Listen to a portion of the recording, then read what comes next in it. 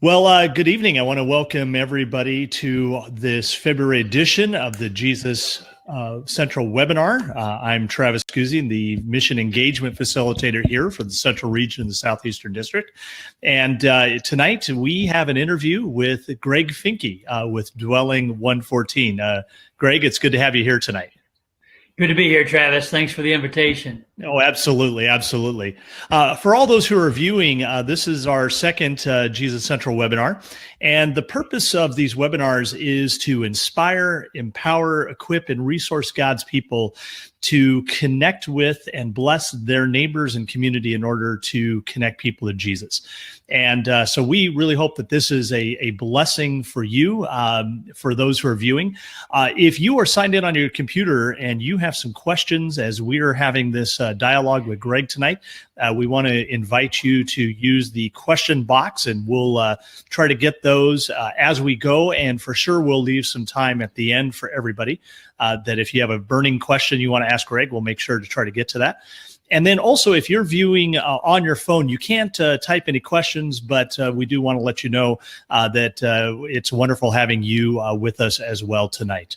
Well, Greg, welcome. It's good to have you here. And one of the things that I'm wanting to do with each of these webinars is to ask a question is, what has Jesus been stirring in your heart lately? But let me Texify that for you. How's Jesus been messing with you? Yeah. Hey, I like the way you talk. Yeah. Well, frankly, what he has been messing with me about are two things. One is the increased awareness that if we're going to see people engage the mission of God, they need to be discipled, trained to do that. I talk literally every day with good people all over the country. And the very clear reality is that while there is a great desire, there is a lack of experience and of training. And so if we can begin to help people gain that experience little by little, gain that training little by little, and thus the experience little by little, then we really do have some neat days ahead as God's people in a culture that needs it so badly. The other thing that has become very apparent to me is that while we have indeed been living what we train others to do, the good news is literally our whole immediate neighborhood are followers of Jesus now, which is wonderful. But it also begs the question, do we need to move so we can continue to be neighborhood missionaries? And although we're not quite ready to get a realtor yet, Susan and I are having to consider what are other places, other contexts where we can start spending some time, get to know people, and find out maybe there are some folks that are living without the grace and truth of Jesus that we can continue that adventure with Jesus. So two very different things, but yeah, that's pretty much what he's been messing with me about. Yeah. And very two profound things. On the one hand, that to be able to live this life missional and disciple people, it's more than just information that we give, but it's helping people to experience it as well. And that's something that I don't know if we, in our trainings that we have typically done in our churches, if we think about that experiential component. Yeah. Well, and we can only do so much with people for an hour or so a week. That really isn't the context for gaining experience and how to seek the kingdom and join Jesus in daily life. And that's where the ongoing support in its various forms, but what we call missional community, namely supporting each other either as family or maybe as existing church groups or with like-minded people in our neighborhood or workplace, becomes so important because we can only do so much with that hour or two that we are together. And the rest of that really is about how do we walk with each other to support each other as we're taking those baby steps into, everyday life. Yep. Yeah. And then the other thing that you talked about is the potential of moving. And now you're starting to really consider the cost of discipleship. Is if we're really serious about this, what does it mean for my life, for my family? What's the cost going to be? And where can I get myself in proximity to people who don't know Christ? And so it sounds like you're really wrestling with some real serious implications of all that.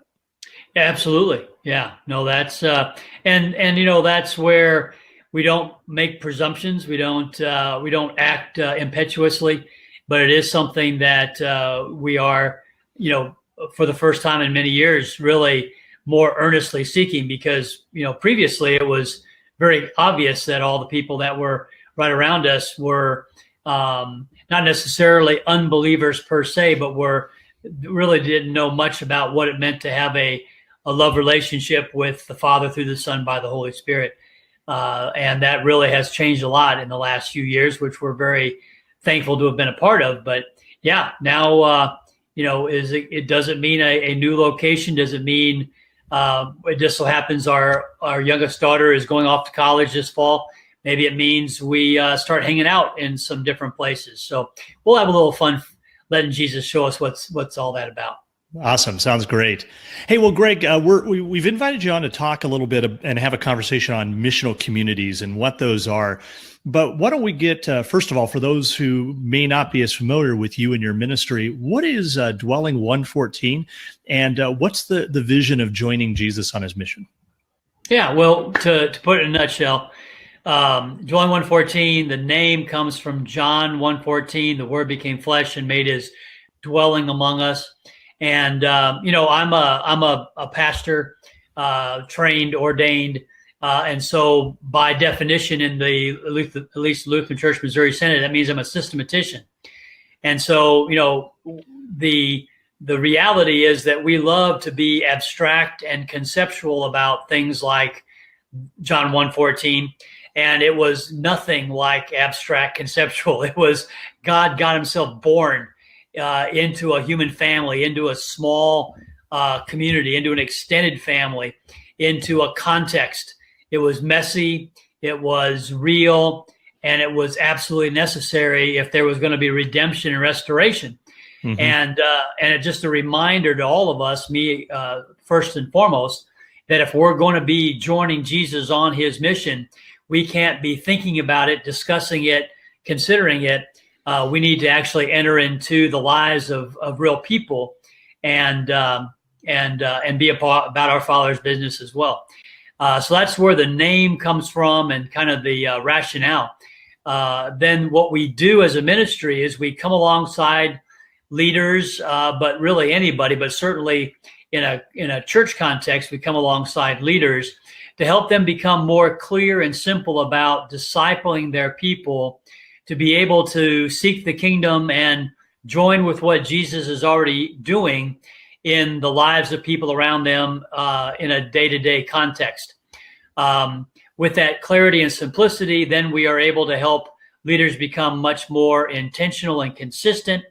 And with that intentionality and consistency, that, as Eugene Peterson says, a long obedience in the same direction, we start to see people indeed retrained, gain more and more experience, so that this new crazy thing of being an everyday missionary becomes really normal, the new normal. It becomes very much a part of our identity. This is who I am. I'm a follower of Jesus. And this is what we do. We look for folks who need a little bit of what Jesus has given me in abundance and offer it to them, whether that might be time or love or laughter or good news. Right. So how did this vision for Dwelling 114 and missional communities and joining Jesus on his mission, how did all this come about for you? Well, it was not my intention to end up here. I often joke, I turn around and look and it's like, well, for heaven's sakes, it was a straight line right here. But it sure felt like a meandering trail during most of my life. I didn't want to be a pastor. I wanted to be a Lutheran high school teacher, coach. God got the better of me, and I went ahead and entered the pre-seminary and then the seminary to become a pastor. then I was just trying to not screw up. You know how that goes. You get out of the seminary and you're just trying to remember which way to turn from the altar, all that. And then little by little, I guess that teacher side of me started taking over, and I realized there were certain things that were more effective than others in terms of communication. And then after a while, I started realizing there were some real gaps between what we said we wanted to accomplish and what we were accomplishing. And really this took years and a lot of experimenting and a lot of blinding flashes of the obvious, as we say. But eventually we started to realize that the mission was unclear and complicated, and discipling was unclear and complicated. And so that became really the focus for my last probably 10 years of parish ministry. And then when it came to a point where I was ready to either move on to the next church to serve or what, and that's when God really sat on me, and it was kind of a sense of, you can go to a church and do this, or you can drop the nets, come follow me, and let's go help, a number of churches start doing this. And the only problem with that, of course, is I had never done that before. And yet God really didn't seem to care. And he just said, follow me. And what he called the disciples experience wasn't necessary either. So yeah, all they had to do is drop the nets. And after that, he kind of took it from there. You're right. So we've been doing it for 6 years now, and we've been literally all over the country, Canada. Our book, Joining Jesus on His Mission, has been translated into Spanish.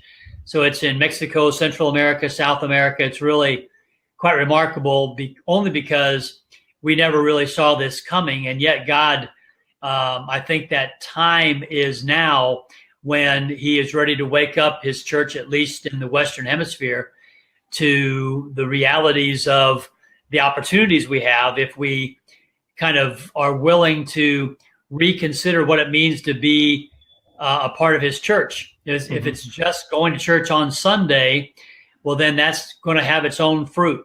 But if it's being the church, being a follower of Jesus as our identity every day, well, now the adventure really does begin. Right. And as you know, Travis, the biggest part of this is helping people realize what this isn't. It's not salesmanship. It's not talking people into things. It's not having an eloquent speech prepared. It's not knowing all the right answers. It's more or less watching, listening, offering a little bit of what we have that we would call grace, fruit of the Spirit, truth, over time with people that have started to trust us and enjoy us as friends. And if everybody did that a little bit, we would see a very different result in our culture and in our country.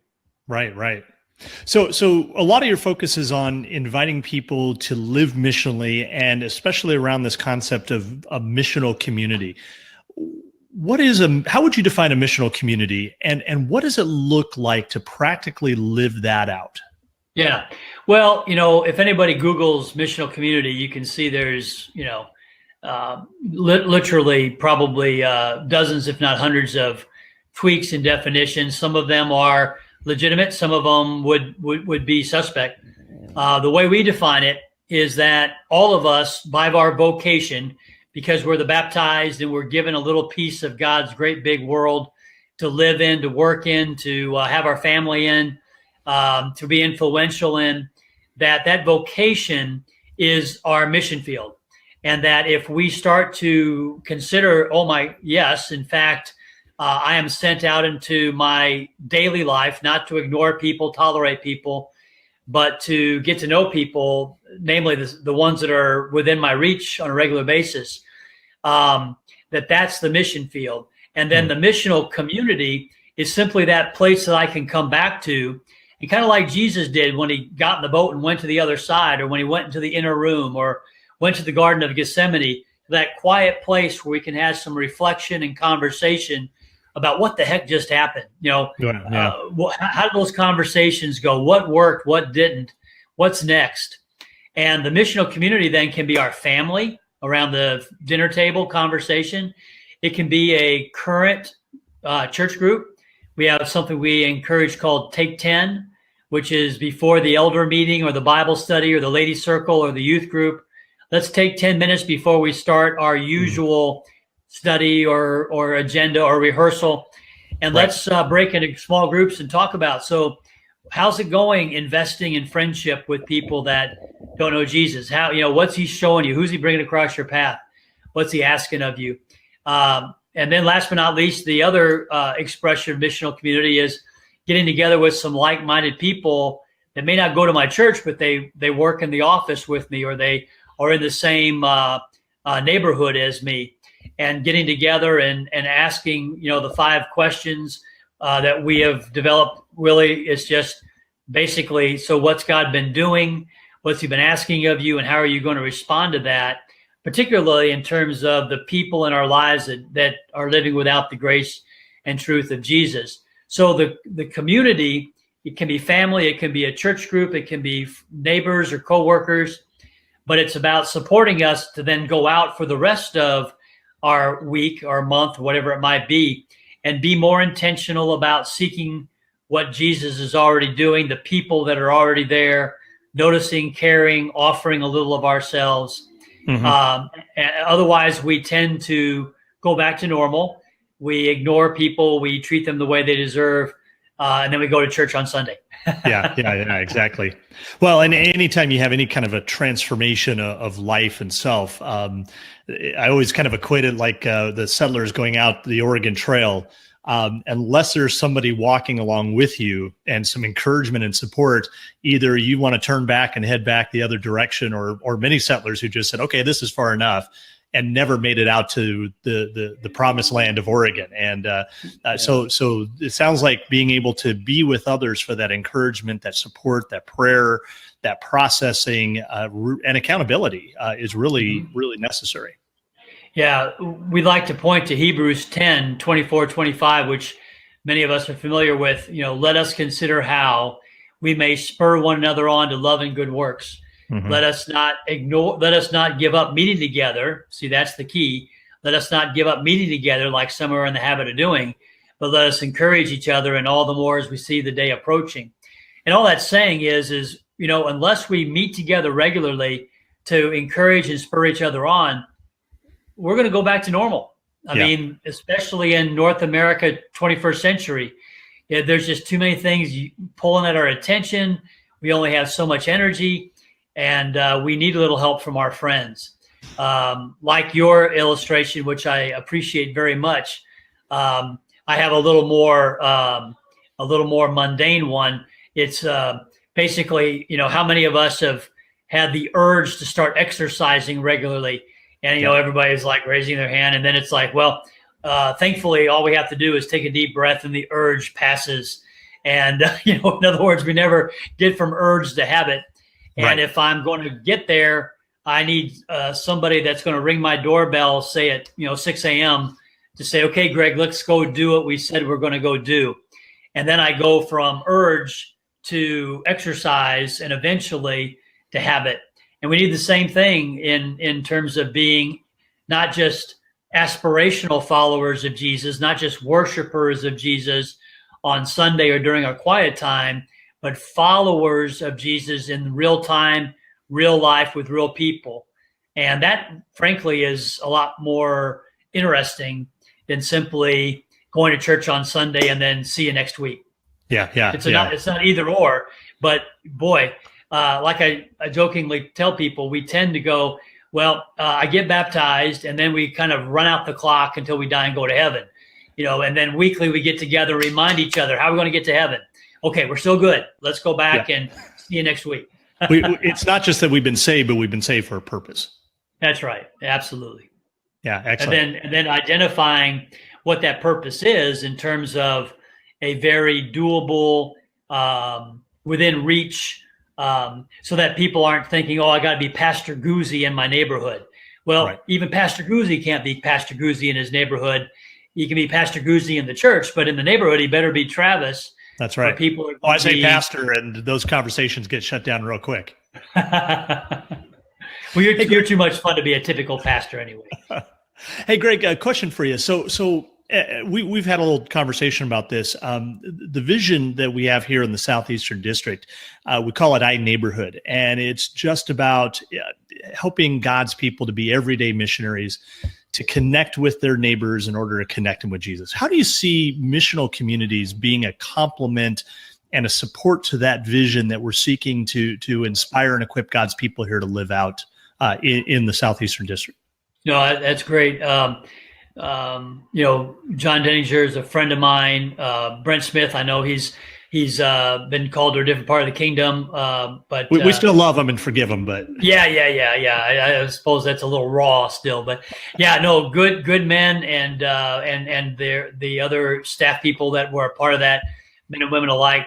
There's a lot of that dovetails very nicely, and mostly because we're all trying to imitate the same source, right? So the essence of being a everyday missionary is really as simple as love your neighbor, not just the concept or the memory verse or the occasional sermon, but the daily habit of knowing our neighbors, enjoying our neighbors, serving our neighbors, loving our neighbors. That then produces the context for the Holy Spirit to do what only the Holy Spirit can do. And so we often talk about in our trainings and so forth that the only thing that makes a person a missionary is not that they're sent. I know lots of missionaries that were sent and then holed up in their hut and never got to know anybody. That's not a missionary. It's not having a mission passion. Mission passion without mission action is just emotion, right? And it's not even having a well-detailed strategy. That's like saying, well, I live in my house because I have a blueprint. Well, sorry, that blueprint's not going to keep you very dry in a rainstorm. So all those things are helpful, but none of them make you a missionary. What makes you a missionary is having at least one friendship with somebody that is currently living without the grace and truth of Jesus. Because that's the contact point. That's where the Holy Spirit uses the means, both of His grace, word, but also of the means of the body of Christ, namely you and me and anybody else who's baptized, to be able to start what usually is a long process of building a relationship, having conversations, and then being able to join with what God's already doing. Ripening them, preparing them for some news that's good. And so all that to say that is something that with the pace of life and the amount of distractions we have, loving our neighbor, taking time for our neighbor, even though it's only one or two people, very quickly becomes aspirational, goes to the back burner, and comes off the stove altogether. So why missional communities? Missional communities don't make you a missionary either, but they are a means to an end. I know that if I don't have a regular gathering with some other like-minded people that are desiring to seek the kingdom and join Jesus in the lives of a few other people that are living without His grace and truth, if I'm not meeting with them regularly and giving them permission to ask me those 5 questions. So what you've been seeing God up to, tell me about the conversations you're having with your pre-Christian friends. What good have you been able to do this week? How can we help you in prayer? What's Jesus been teaching you in His Word? If I don't have somebody asking me those questions, boy, a week can turn into a month, can turn into a year, can turn into a decade. And I go to church on Sunday. I might even have my regular devotion time, but I still haven't engaged the mission of God, which is kind of the point, right? Right. So that's why missional community is, it can't substitute for mission, but it is absolutely, in my experience, a critical means if I'm going to expect to be able to, in any kind of consistent way, be aware, be intentional, be consistent. And I need a little help from my friends for that. And that's what missional community provides. Yeah. So in a real way, this really can't be a solo act. You need others for that encouragement, that support, to live this out together. And I think that that's where there's a great potential next step here is as congregations catch the vision of iNeighborhood, what we're trying to do here on a district level, praying and hoping that God's people in the congregations around the Southeastern District begin to do personally in their lives is they realize we're not calling them to go solo fishing, but as Jesus with fishers of men, that's a collective activity with a net together, and you're not doing that alone. Yeah, well, and you know, you and I obviously have quite a little history by now. Your emphasis on coaching is really just another, when you gather a bunch of perhaps lesser trained but the same intention people together. That's really what we're talking about. How can we help one another sort things out, come to clarity? What's my next step? And then head back out and give it another try this next week. So in the early days of Dwelling 114, we would come in and do a catalytic training event. So everybody understood, the mindset was clear, practices were clear. They had a very simple plan that they took home with them. And we made ongoing coaching optional. We called them navigation calls. Mm-hmm. Well, the fact is when those leaders and the people didn't take advantage of those navigation calls, and more specifically, the missional community, which the navigation calls supported, within a month, the excitement of the training event had dissipated. It evaporated, and everybody was like, "Oh man, that was such a good training. Mm-hmm. Yeah, we should have something like that again sometime." Right. And that's as far as it went, right? So that's where, you know, whether it's iNeighborhood training or any other kind of training like this, if we don't have ongoing coaching from somebody like you or or a staff person at the church, for the sake of encouraging and supporting people gathering regularly, again, could be in their family, could be take 10 with existing groups, it might be new groups out in the community, whatever it might be, but that supporting, encouraging, holding accountable to those gatherings, then we're never going to make progress on what the training was all about. You know, the training was for the sake of an outcome, which might take weeks, months, or even years, depending on the context. But if we don't have that ongoing coaching and then the ongoing local support of that missional community, then, you know, I don't want to say the training was almost useless, but it certainly doesn't have the ongoing impact that we dreamed about when we scheduled it. And oftentimes it just remains information, but it doesn't lead to transformation and action. Yes, and that brings us back to Jesus, who of course taught whoever would be sitting on a hillside, right? But if they wanted to gain training and experience in actually engaging a kingdom life, and that means joining Jesus on his mission, because that's why the kingdom has broken into the world, to make good on all the promises and prophecies that God made. You know, game on. We're now going to bring it to pass. That you know, it's come follow me, right? Yeah. And so the same is true. We can't make people implement the training, but what we can do and what we must do as local leaders, and then, you know, to a certain degree, district leaders, you know, me as the Dwelling 114 leader, support that. But it's very much that come follow me. Let's support each other as we go do this thing. And you know, because so many of us are so new to this, it is a collective learning experience. There's no experts. You know, when I'm working with a church, every pastor is as much a rookie as anybody else. And the most refreshing thing in the world is when he'll just go, "Yeah, I'm figuring this out too." But the good news is we're figuring it out.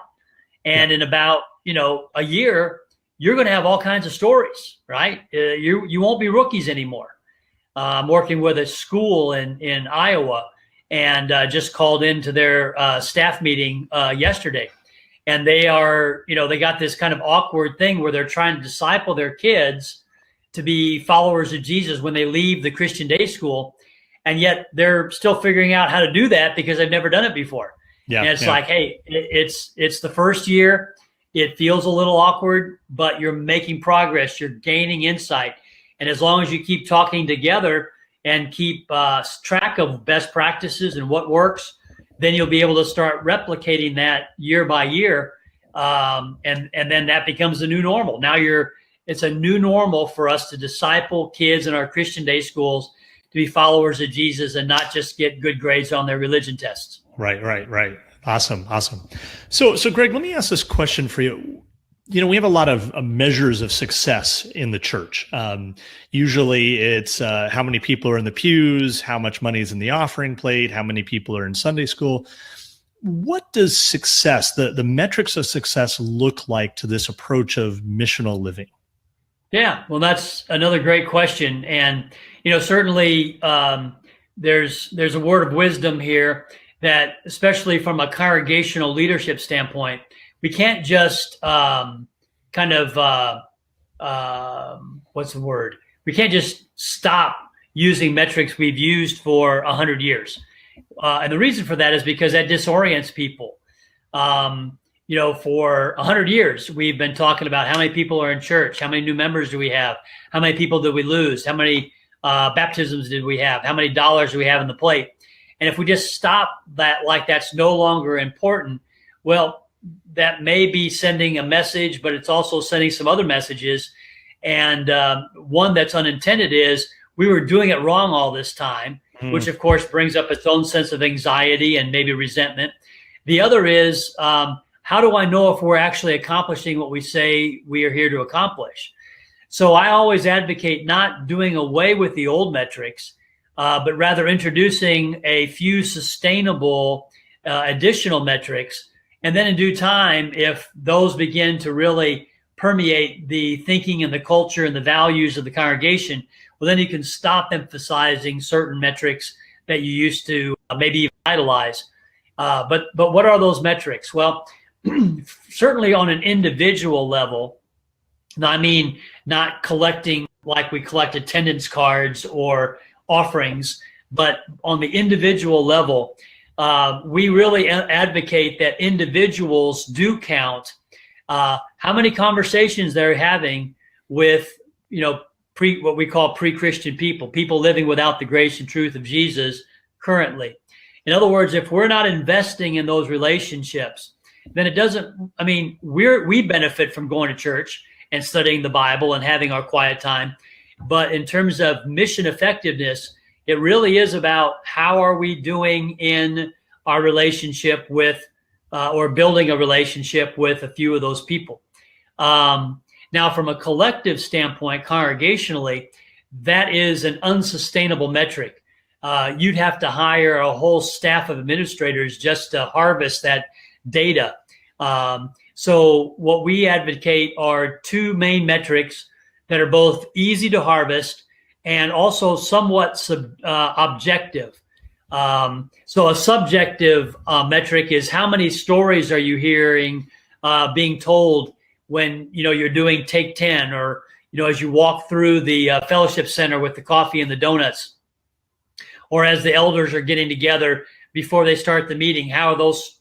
What are the stories being told? But again, that's subjective. It's hard to objectify that, count it, and then say, "Yay, we had 6 more stories than last week." It's just unrealistic. But what is realistic is to be able to, as a senior leader, say how many missional communities are currently functioning. In other words, how many, whether that's a family or whether that's a Take 10 group or whether that's a group in the neighborhood, is regularly meeting. That means you have a discipled leader engaging that. So that's kind of our.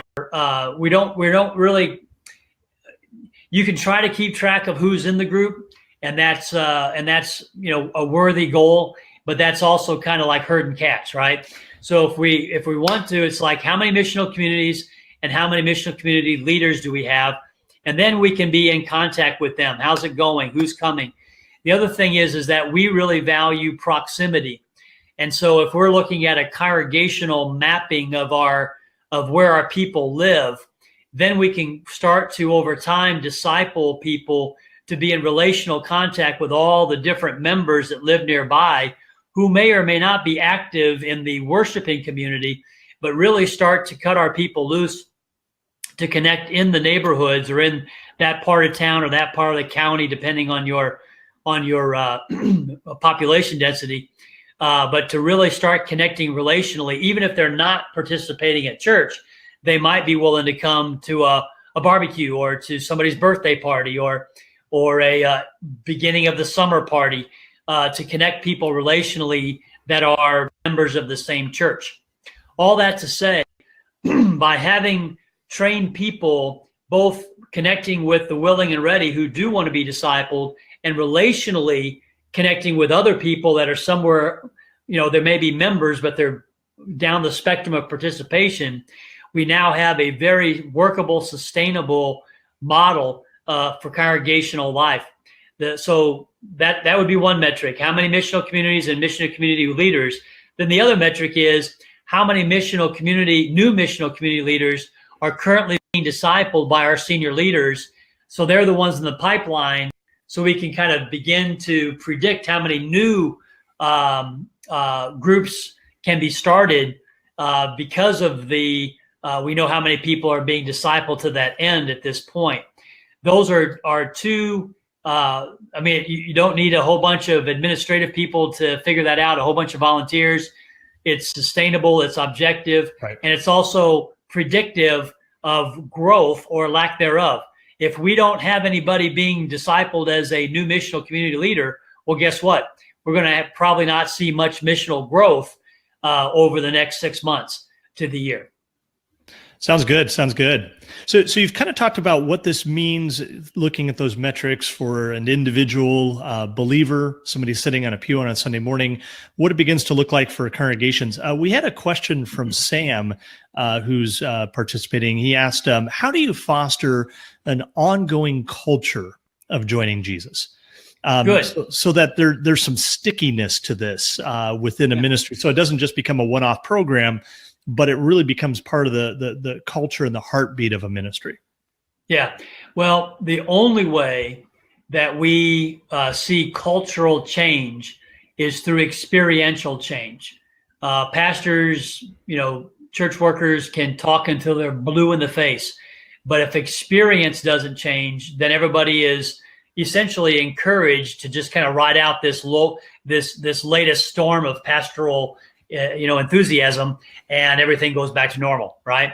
So to answer Sam's question, that's where we now make it the new, I don't want to say highest value, because the highest value is, of course, Jesus, but a very high value of our congregation becomes harvesting and sharing the little stories of people that are actually doing this.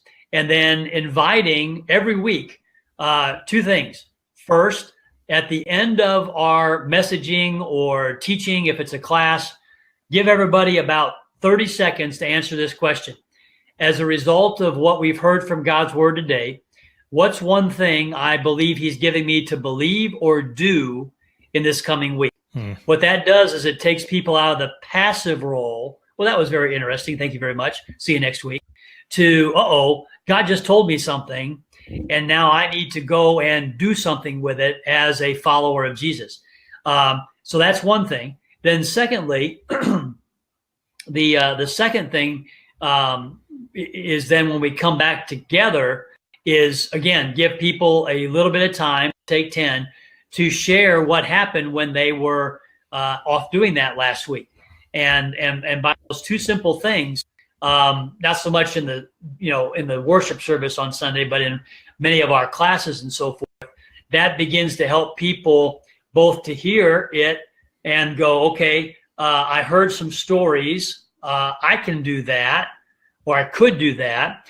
Then likewise, now the pastor's giving me, or the teacher's giving me a little time to go, wow, how can I put that into play for the good of others during the week?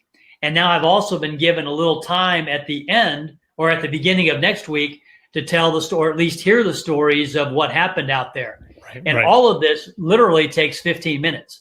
I mean, out of all the time we spend worshiping and teaching and so forth, all of this would take 15 minutes. and you would see a tactile, experiential difference. Because the fact is, we have some very simple things going in our favor here. One, Jesus is actually on the loose in Virginia, right? Two, we as people are every day heading out somewhere. So Jesus is out there, we're out there, and there's lots and lots of people that don't know the grace and truth of Jesus. The vast majority of them will never meet, will never cross paths with. But there are at least a couple that are called neighbors, coworkers, family members. And as we begin to become more intentional about the small things that end up looking like being a good neighbor, being a good friend, we're all going to start having more and more stories. Yeah. And when we hear more and more stories, the yeast starts to spread. And I can just tell you that not because that's a great idea I have. Literally, this is what I do every week. That's the fun part of what I do, is hearing from the leaders as we have follow-up navigation calls. They're telling me the stories. And it's like, wow, that's so cool, because there were no stories to tell. Mostly because people weren't looking and they didn't know what they were doing counted. And now they do. Yeah. You know, there's a quote I heard one time that what you focus on becomes your reality. And so by intentionally focusing on those questions of what's Jesus doing and that the formative power of those stories help us to get our focus in the right place. What's Jesus doing? And then, as you said, that this becomes a way of life, helps people see examples of, yeah, I can do that too. Yeah. And these days it really becomes easy. Now, I know not everybody has, screens and projectors and all that, but boy, is it easy to pull out your smartphone and, like this happened to a guy that I'm working with in Lansing. He had this 82-year-old elder, and he was like, Pastor, because you keep talking about this, I did this, and here's what happened. And about halfway through, the pastor said, ooh, can we stop and can you start over? I mean, it was literally like, 30 seconds in, and he got out his phone and started filming it, videoing it. And he has this amazing, raw, authentic talk from this patriarch of the church who a guy broke down out in front of his home, knocked on the door. In years gone by, he would have ignored it because it wasn't the best part of town. Instead, he opens the door, walks out with him, helps him, offers to pray with him. The man says, well, thank you. They pray together. And, and the wife is saying, yeah, the whole time I was so afraid for him, but he wouldn't take no for an answer. And again, it was a powerful, powerful moment for the whole congregation. And all because, the pastor had the good sense to whip out his iPhone and take a 60-second video. That's awesome. That's a great story.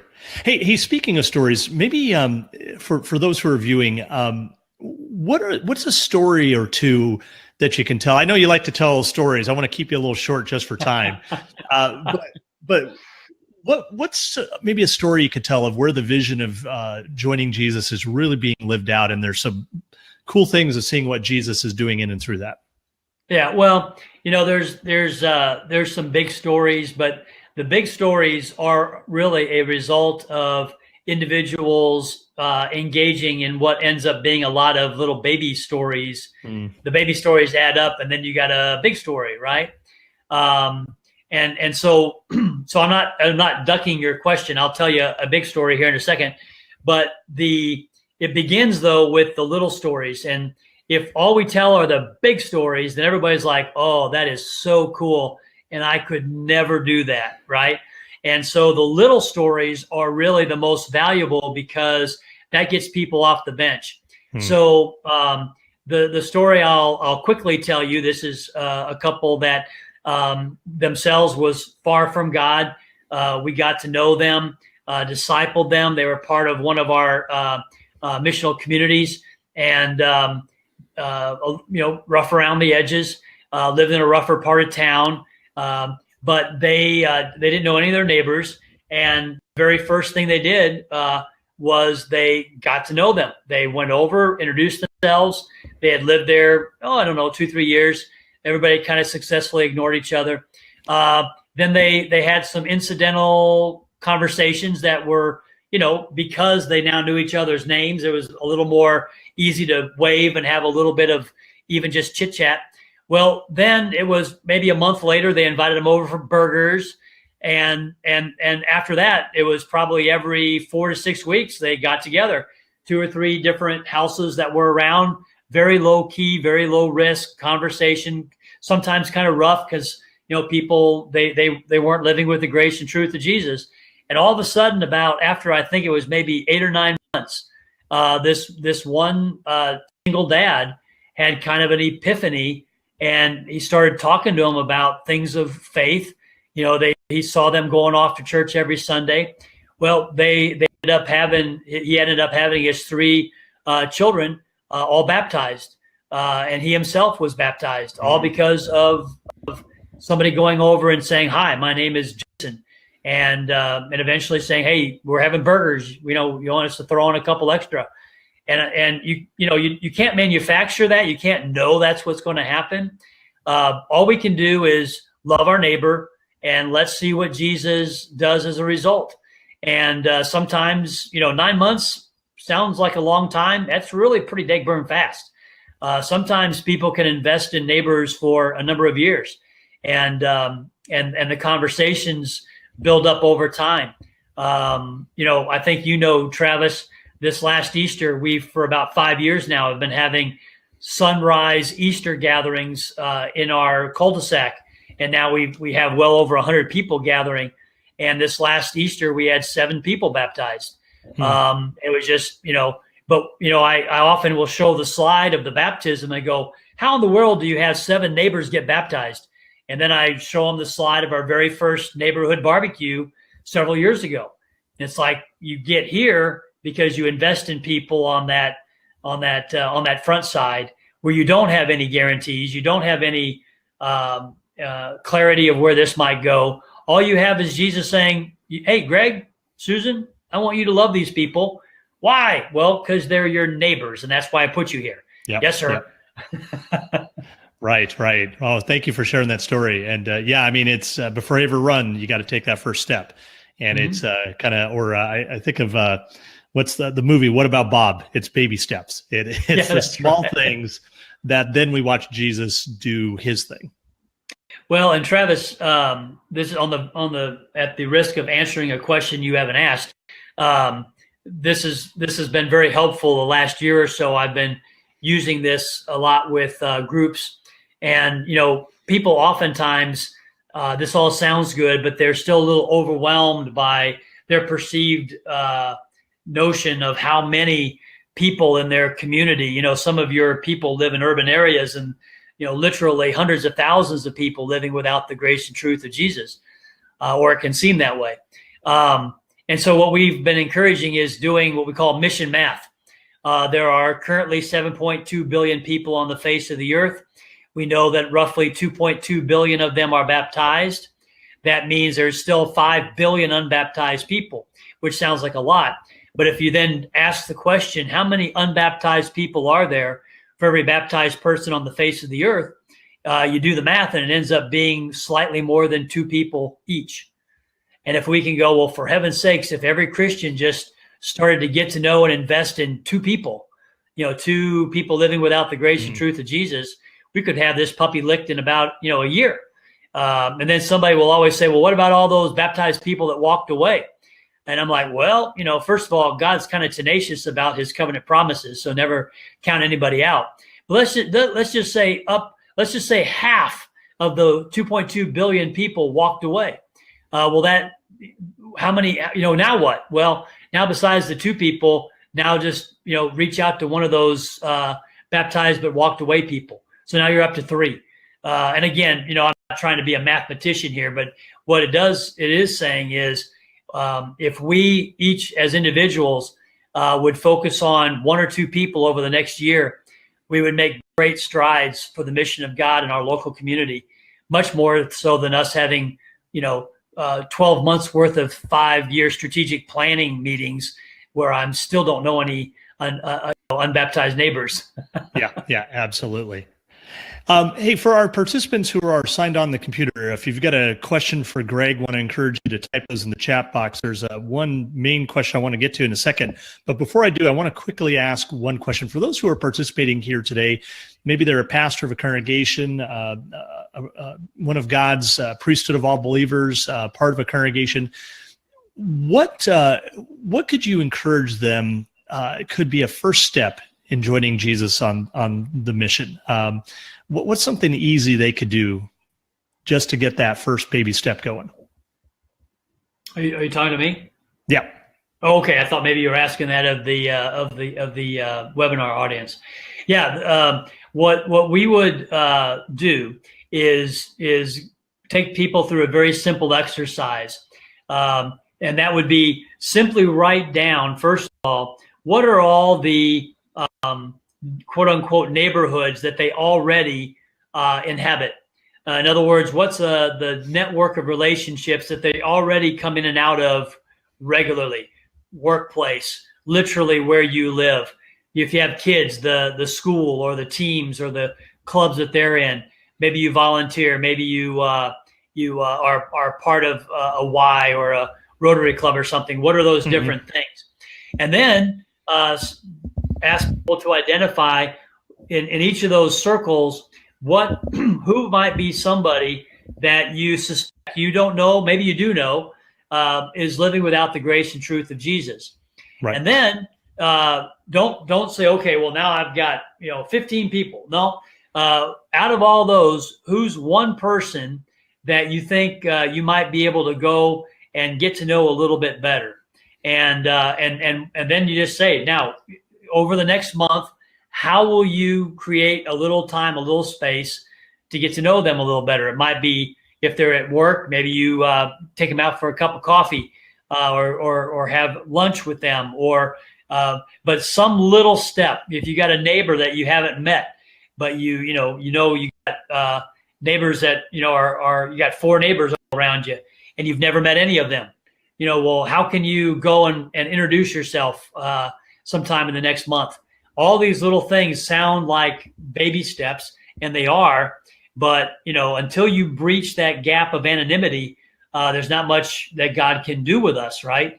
God can do more with 2 people that are at least getting to know each other's names than he can with 2 people successfully ignoring each other. Right. Awesome. Hey, Greg, we have a question from Eric here. It's kind of a little bit long, but really at the heart of the question, he's asking about what does talk to people look like, or how has it changed in a virtual world? And he references, I think, video 7. So this may be from your teaching, where you speak about North Americans being lonely and isolated, followed by a challenge to see people with compassion that Jesus showed to the crowds.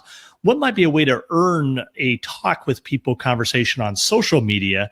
Obviously there's a different understanding of networking and friendship and relationship, especially as we get to younger generations. Do you have any thoughts about how does this come into play in social media? Yeah. For many people, social media is just another layer of interaction with people that are already in relationship with each other. So, using social media to contact people that you previously did not know to start a conversation that may eventually lead to spiritual conversations. That, there's certainly lots of people that are already a part of a variety of, specialized networks or Facebook pages or groups or whatnot. And, within that context, there are some simple ways that if you are, wanting to offer some compassion or hope or help to somebody that's going through some struggles, that probably would be best done in some kind of private messaging thing, because, inevitably what happens in more open context is that, somebody's going to jump on that, and it may or may not go positively. On the other hand, if we are talking about ongoing conversations with people that, with whom we already have relationship with, and whether it's Facebook or Twitter or, even some of the other social media platforms that you can have some less public interactions can certainly be helpful. But I think, one thing that even millennials are starting to realize is that, there is the social media platforms, but there is also the actual being together face to face, sharing a meal. And frankly, there just is not much that substitutes for that very effectively. There's just something about being relaxed. If everybody is of age and it's not a problem, having a glass of something, beer, wine, tea, down here it's margarita, how that goes. But just to relax, have a meal, and see how the conversation goes.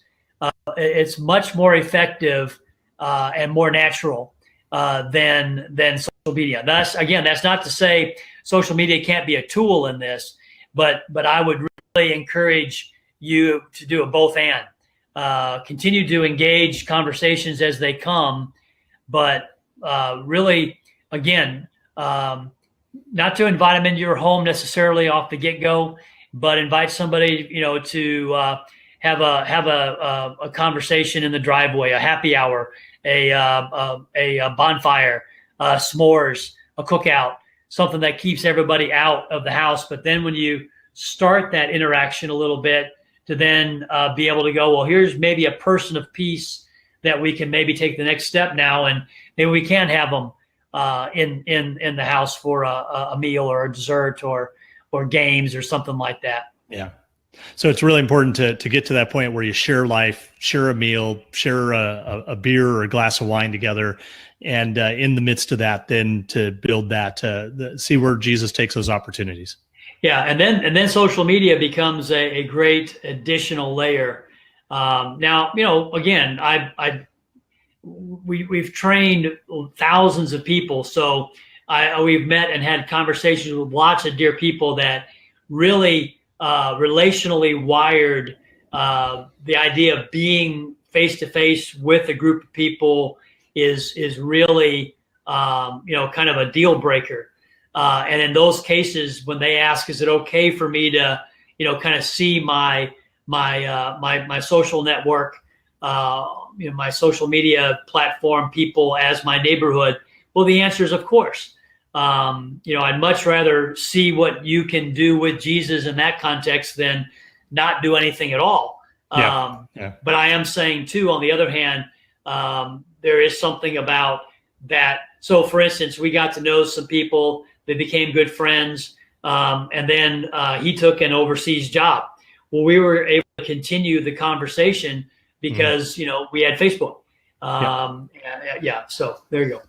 Awesome. Good. Hey, and just in the few minutes remaining, I understand you have a new book coming out. I'd love to give you an opportunity just to kind of talk about it just for a few moments and what it's about and when's it coming out. Yeah. Basically, the missional lifestyle training process that we bring people through, probably not unlike, iNeighborhood in its outcomes. The book that I got written is basically the first half of that training experience, was lasting about 18 months. And it's how do we join Jesus on his mission as an individual? But then the second half of the training is, now that you have learned some things, now you have some experience, you have some stories, now can we turn and start to show others how to do this too? And it just so happens that when we ask the question, how did Jesus disciple his followers in the Gospels, it looks a lot more like participating in a daily lifestyle of mission and having a missional community than most of what we have kind of hodgepodge together as Christian churches. So the second book is called Joining Jesus, Show Me How to Disciple Everyday Missionaries. Mm-hmm. And basically what it's doing is we go back to the Gospels and we ask some simple questions. According to Jesus, what's discipling? According to Jesus, what's a disciple? According to Jesus, what does a disciple do? Mm-hmm. How does Jesus disciple his followers in the gospel? So we kind of go through some of very simple questions. And again, anybody can then go to the Gospels and start to sort it out. So we kind of do that installation process for people, and then we bring it all together for helping people go, okay, here is some very simple ways that you can start to replicate, imitate how Jesus disciples people to start discipling your children, your friends, your fellow church members, and then some simple practical steps, to kind of help people understand how to do this in the 21st century. Right, so right. The whole idea again is to simplify, clarify, and then make it doable for people, just like we did for the mission. But now this is the discipling piece, so that we have lots and lots and lots of people being trained / discipled to participate in the mission of God as a daily lifestyle, so that eventually the nations are participating in the mission of God for the good of others. That was kind of the idea from the beginning. Sure. So the first one is kind of personal vision. This one's now starting to think about how do we bring this and have a discipling culture and a ministry to actually start living this out, which That's goes right. to that cultural change that question from Sam was about. Yeah. So the book that we're coming out with is still very much about individual parents, small group leaders, neighborhood people. But and the reason for that is I train church staffs and church leaders, but what we learned early on is until they have some personal experience with discipling people, they really don't have a context for understanding how to create a system for discipling people. Mm-hmm. And so I'll be collaborating with a guy named Jim Galvin, God willing, to come out with that third piece of the progression that then is basically the working title is Joining Jesus as a Congregation. So then if we have individuals joining the mission, individuals knowing how to disciple, now we can create, like you're talking about, a congregational system, culture where discipling people to participate in the mission of God is the norm. That's awesome. When does your new book come out? Yeah, the discipling one, I'm just getting the final edits in now and the endorsements. And my goal, my prayer is to hopefully have it available at least on Amazon by probably Easter, and then I can start also taking bulk orders sometime shortly after that. Excellent. Yeah, thanks for I know asking. we're just I know we're just a few minutes over, but I really want to finish up by just asking, how can we be praying for you, Greg, with what Jesus is doing in your life? Well, thank you. The two prayers. One prayer is we want to continue being effective in parachuting into these communities that we come to. We're going up to Wisconsin this weekend. We'll be going to Austin, Texas. We're going all over the place. But to come in and connect with those people so that we can then have an ongoing relationship for helping them implement over the long haul. And what I've learned is I can't manufacture that. The Holy Spirit is the only one that prepares that and enables that. So just that people would pray for that, for the ministry to continue to be used of God for His purposes. And then just that we would, maintain good health and airplane pilots continue to do a good job of landing planes, things like that. I mean, that sounds simple. I pray that every time a plane takes off and lands. Yeah, one bad landing can really screw up my day. So thank you.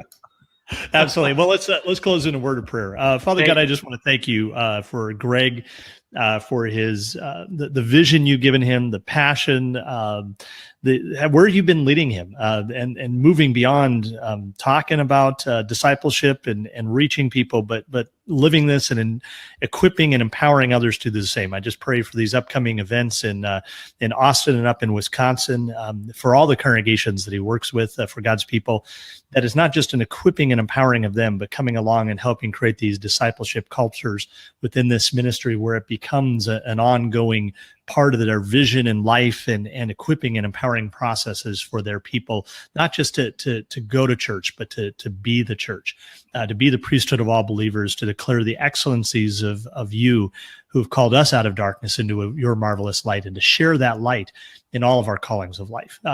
Lord, be with Greg, with his family, keep them safe as well, health-wise, as well as their travels. And Lord, I just pray that through their work that you would do a marvelous thing to see your kingdom expand in lives and hearts touched and reached with your grace, with your love and your forgiveness. Lord, we give you thanks for this night, and we pray that this webinar would be a blessing to those who were viewing it tonight and those who will watch it after. We ask all this in Jesus' name, amen. Amen. Thank you, Travis. Hey, Greg, Thanks, everybody. Greg, real fast, if anybody wants to reach out to you, how best can they get in touch with you to find out more about Dwelling 114? Yeah, probably the easiest, fastest answer is our website is dwelling114.org. And on there, you can find out how to, if you want to, email me or call me, all that information is there. Plus, it has all kinds of information about the various ways we help churches and the various tools that we have available as well. Dwelling114.org.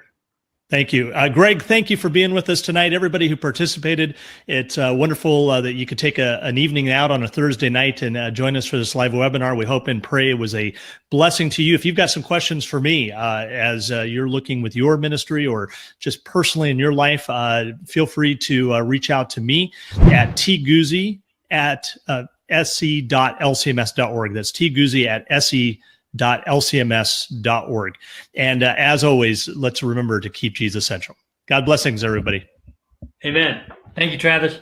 Thank you.